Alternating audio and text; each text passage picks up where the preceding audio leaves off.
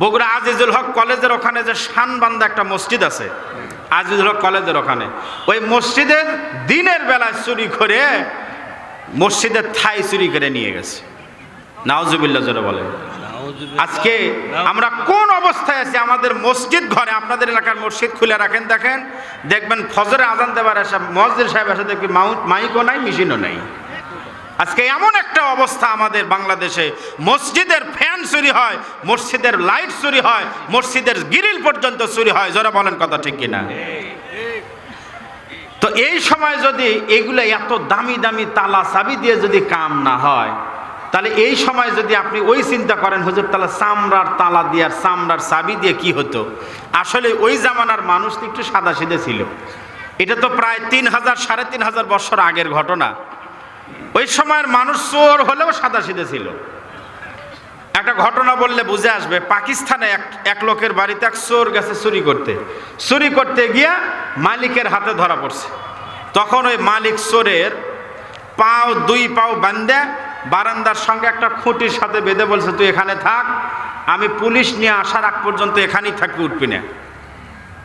Police কি থানায়, পুলিশের কাছে গিয়ে বলতেছে, স্যার চলেন, আপনার কোনো কষ্ট করা লাগবে না, খালি যাবেন, চোর আমি বাড়িতে একদম বান্ধাই রেখে আসছি, যাবেন, খুলবেন আর নিয়ে আসবেন। আচ্ছা বলেন তো, চোরের কি বান্ধিছে? 2 পাও বান্ধে রাখছে, হাত কিন্তু খোলা। আচ্ছা, চোরের যদি পাও বান্ধে হাত খোলা রাখে, চোর কি আর থাকে? পুলিশ বলতেছে, তুমি কোন অবস্থায় রাখছো? তো বলে, আমি তো চোরের পাও বান্ধে রেখে আসছি। তো বলে, বেটা তুমি কি পাগল হয়েছো? চোরের পাও যদি বান্ধা হয়, হাত যদি খোলা থাকে, চোর এতক্ষণ আছে? তাই তুমি আমার কাছে আসার আগেও বাড়ি পেয়ে গেছে। ও তখন বলছে, না স্যার চলেন, আমার মন বলতেছে চোর এখনো আছেই। এবার পুলিশে ধরে নিয়ে এসে দেখা যায়, হ্যাঁ চোর ওই জায়গার ভিতরে বসে আছে। পুলিশ এখন বলতেছে, এই বেটা চোর, তোর তো পাও বান্ধা, হাত তো 2টা খোলায় আছে, তো তুই হাত দিয়ে খুলে পাও খুলে বাড়ির যাবি, তুই বসে আছিস কেন? তখন চোর বলতেছে, স্যার মালিক যখন আমাকে ধরে আমাকে বলছে তুই বসে থাক, আমি না আসা পর্যন্ত এখানেই বসে থাকতো, আমি এই জন্য বসে আছি। আচ্ছা, ওই জায়গায় ওই চোর না হয়ে খালি যদি বগুড়া জেলার একটা চোর হলে কি করলেন চিন্তা করেন তো একবার, থাকলো নি এতক্ষণ? আসলে ওই জামানার মানুষ সহজ সরল ছিল। চামড়ার তালা, চামড়ার চাবি, সিকিউরিটি আর কি হতে পারে?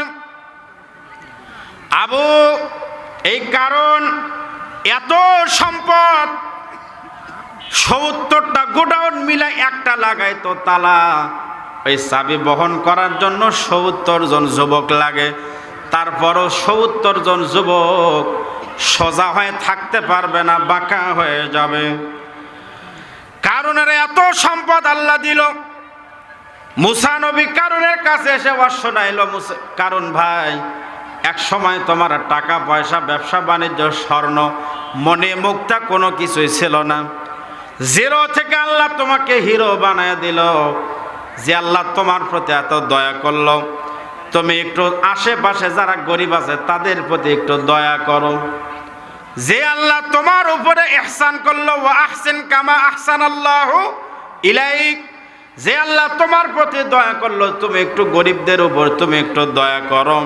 আর তুমি যদি গরিবের উপরে, অসহায়ের উপরে তুমি যদি দয়া করো, এর বিনিময়ে আল্লাহ রাব্বুল আলামিন ওয়াবতাগি ফীমা আতাকাল্লাহুদ দারাল আখিরা, এই দুনিয়ার ভিতরে যেমন টাকা পয়সা দিয়া দুনিয়াতে বাড়ি গাড়ি করেছো, জায়গা কিনেছো, জান্নাতের মধ্যে তুমি যদি গরিবদের উপর তুমি যদি দান করো, গরিবদেরকে তুমি যদি সহযোগিতা করো, তাহলে আল্লাহ রাব্বুল আলামিন এর বিনিময়ে তোমাকে জান্নাতের মধ্যে তোমার জন্য জায়গা বরাদ্দ দিয়ে দিবে।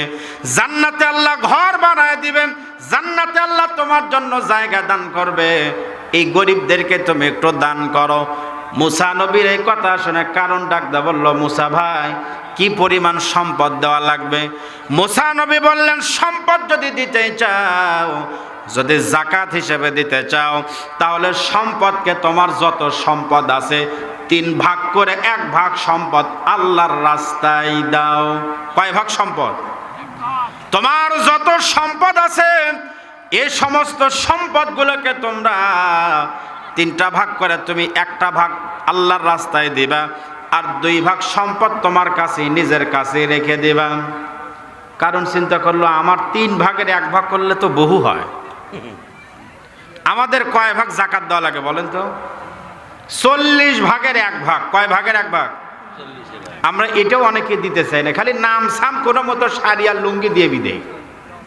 এই যে রমজান মাস আসতেছে, দেখবেন পেপারিং হবে আজকে অমুক শিল্পপতি বেলা আগামী শনিবার বেলা 10 ঘটিকায় উনি জাকাতের শাড়ি আর লুঙ্গি বিতরণ করবেন।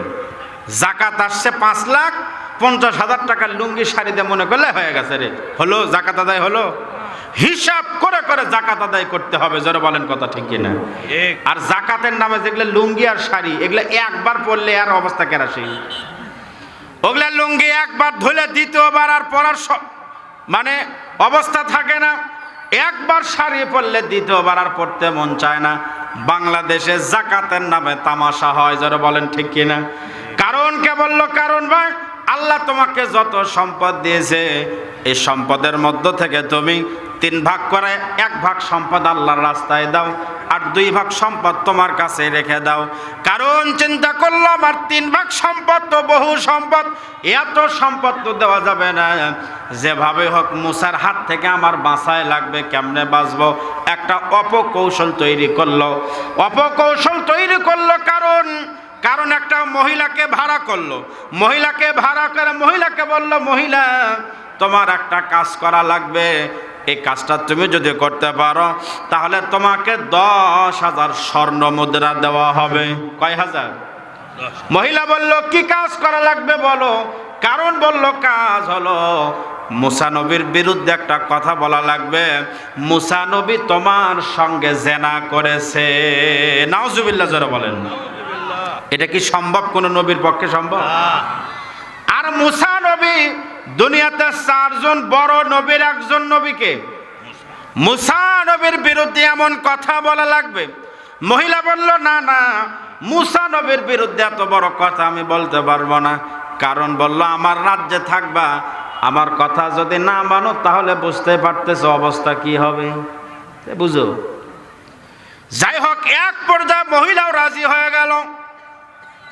মহিলা বলল ঠিক আছে আমি কথা বলবো, কাজ করে দিব, বিনিময়ে আমাকে যে টাকা দিবেন ওই টাকাটা এখনই দেন। কারণ পরে আমাদের নেতারা কিন্তু এখন খালি আগেই দেয়, আর জনগণও দেখছে আসলে আগে নেওয়াও ঠিক না। জনগণ দেখছে এরা ভোটের পরে কামই করে না, এই জন্য যা খাওয়ার দরকার এখনই খাইতে রে। কারণ ভোটের আগে নেতা চিনে, ভোটের পরে নেতা চিনে না।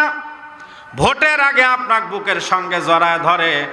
আজকে একটা দৃশ্য দেখলাম ঢাকার এক আসনে, যে আসনে আমাদের শরীফ ওসমান হাদি ভাই ছিল।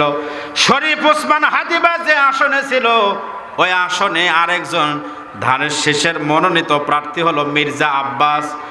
আমরা দেখেছি শরীফ ওসমান ভাই মানুষকে পাইলে বুকে সঙ্গে জড়ায় ধরতেন, জোরে বলেন কথা ঠিক কিনা? আর মির্জা আব্বাস সাহেবের সঙ্গে একজন হাত মিলাইছে। উনি যখন হাতটা ছেড়ে দিল, ওই কৃষক মানুষ, দিন মজুর মানুষ, উনি হাতের দিকে তাকায় আছে, মনে করতেছে ময়লা ভরলো। চিন্তা করছেন একবার? সম্মানিত ভাইরা আমার, মহিলা ডাকতে বলল আমি কাজ করব, তবে আমার আগে পেমেন্ট দাও। কারণ এমন খারাপ লোক, যদি কাজ হয়ে যায় 10,000কে 10 টাকাও দিবি নাই। এই জন্য আগেই শর্ত দিল আমি কাজ করব, কোনো অসুবিধা নাই, কিন্তু আমার যেটা পেমেন্ট এটা আমাকে আগেই দেওয়া লাগবে। কারণ বলল 10,000 দিয়ে যদি 1 ভাগ সম্পদ দেওয়া থেকে বাঁচা যায় তো দেওয়াই ভালো। 10,000 টাকা দিয়ে বলল যাও অমুক দিন বড় ঈদগাহ ময়দানে আসবা। ওই বড় ঈদগাহ ময়দানে মুসা নবীর একটা আলোচনা সভা আছে, ওই মজমার মধ্যে এসে হাজার হাজার জনতার সামনে কথা বলা লাগবে। হ্যাঁ, নির্দিষ্ট দিনে মহিলাও চলে আসলো, নির্দিষ্ট সময় মহিলা আসলো। মুসা নবীর আলোচনা সভা চলছিল, মুসা নবীর আলোচনা চলছিল। এমন সময় মুসা নবী আলোচনা শেষ করে মোনাজাত করবেন। যখন মোনাজাত করবেন এমন মুহূর্তে কারণ ডাক দা বলল, মুসা ভাই আপনি আলোচনা করেছেন, মোনাজাত করবেন, অসুবিধা নাই, তবে মোনাজাতের আগে আমার একটা মাসআলা আছে, এই মাসআলার জবাব দিয়ে তারপর আপনি মোনাজাত করেন। মুসা নবী বলল, কি তোমার মাসলা বলো? কারণ বলল, মাসলা হলো কেউ যদি জেনা করে, কেউ যদি কি করে, কেউ যদি জেনা করে তাহলে শরীয়তে তার শাস্তি কি হবে? মুসা নবী বললেন, আশ-শাইখু ওয়াশ-শাইখুখাতু ইযা জানায়া ফারজুমুহুমা। কেউ যদি জেনা করে, বিবাহিত ছেলে মেয়ে যদি জেনা করে, তাহলে শাস্তি হলো পুরুষকে নাভি পর্যন্ত মাটির নিচে গাড়া হবে, আর মহিলাকে বুক পর্যন্ত মাটির নিচে গাড়া হবে। এরপরে পাথর মেরে রজম করে দুনিয়া থেকে বিদায় করা হবে। কারণ বলল, মুসা ভাই, আপনি যে মাসআলা দিলেন, এমন অপরাধ যদি আপনি নিজে করেন তাহলে আপনার বেলাও শাস্তি একই না আলাদা? যার কাজ তাক দিয়ে কি করে নিচ্ছে? যাকে ফাঁসাবে তাক দিয়ে আগে উত্তর ক্লিয়ার করে নিচ্ছে, যাতে পরে ঝামেলা না হয়। মুসা নবী বললেন, শরীয়ত হলো এমন, এই কাজটা যদি আমিও করি আমারও যেমন শাস্তি হবে, আমার উম্মত করলেও তেমন শাস্তি হবে।